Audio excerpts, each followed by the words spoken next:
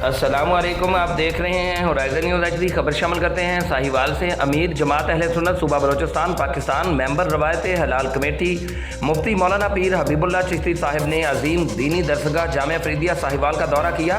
कारी नूर फरीद और क़िबला डॉक्टर मुफ्ती पीर मोहम्मद मज़हर फरीद शाह के लख्ते जिगर साहिबजादा पीर हसरात फरीद शाह साहिब भी उनके हमरा थे। जामे की तरफ से मेहमान गिरामी कदर का शानदार इस्तकबाल किया गया। आपने क़िबला बाबा जी पीर अबू नसर मंजूर अहमद शाह बानी व शेखुल अजीज़ जामिया फरीदिया के मज़ार अक़दस पर हाज़िरी भी दी। दौरान विज़िट क्लासेस मस्जिद औलिया, computer lab, library, Riyazul Farid तबरकात का विज़िट भी किया।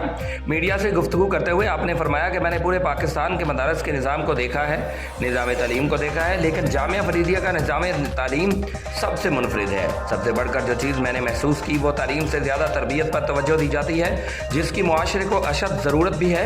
आखिर में आपने कहा कि मैं लोगों से दरख्वास्त करूँगा, आप अपना एक बच्चा दीन मतीन के लिए लाजमी वक्फ करें और कोशिश करें कि वह जामिया फरीदिया से तालीम हासिल करें।